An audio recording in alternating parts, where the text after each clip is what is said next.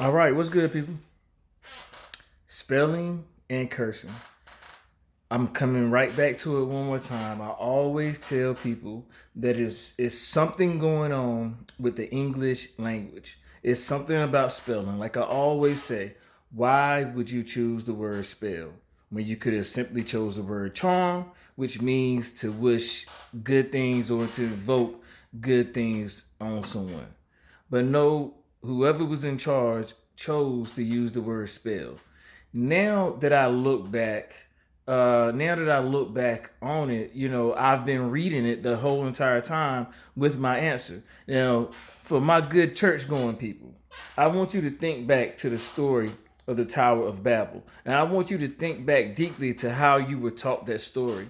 Because most people were taught that they built the tower to try to reach heaven, like physically reach heaven. That's the impression that I was given. And God seen that they were going to kill themselves or hurt themselves. So he came down and destroyed it. You know what I'm saying? But once you read that story, that's not at all. That is not at all what's being said. If you go to Genesis chapter 11, I think it's around verse 4, 5, or 6. It's somewhere up in there. It's between 1 and like 13. And that's a very short part of a story to explain how the languages got changed. Because people try to say that God came down to change the languages and that's why we speak different tongues. No, no, no, no. When you go back and you read it, first of all, you got to realize these people weren't ignorant.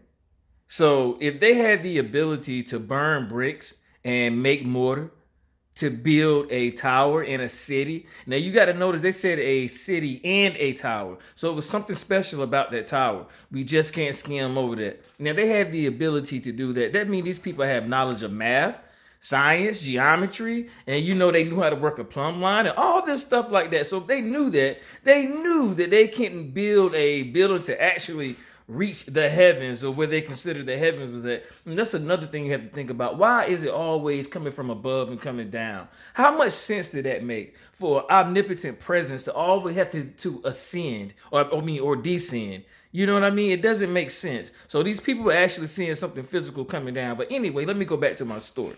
Now, these people were just building a tower. And they did it so they could make a name for themselves and wouldn't be scattered about. What's wrong with that? I don't see anything wrong with it. But God came down and said, and if you read the story, he came down like, whoa, like, behold, what has man done? You know what I mean? He said, in fact, to go back to the beginning, this was a period when they say the whole world was of one speech and one language, which is a little bit more complicated than just that because you have to go back and read the previous chapters. And then you understand they're not talking about the entire world, but just one set of Noah's children. And I can explain that to you a little later, but for right now, I'm going to stick to the story. Now, you go back to that. God came down and he said, behold, look what man, he said, behold, men have become one speech and one language. Now they have begun to do this. Nothing that they imagine can be restrained from them. Like, whoa.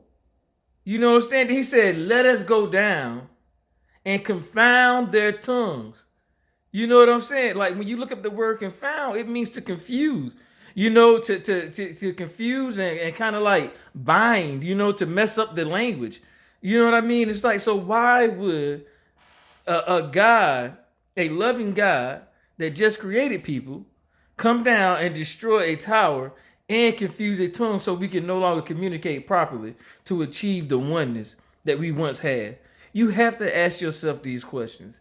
And if you think that I'm tripping, please inbox me and give me your interpretation of what you understand when you read that.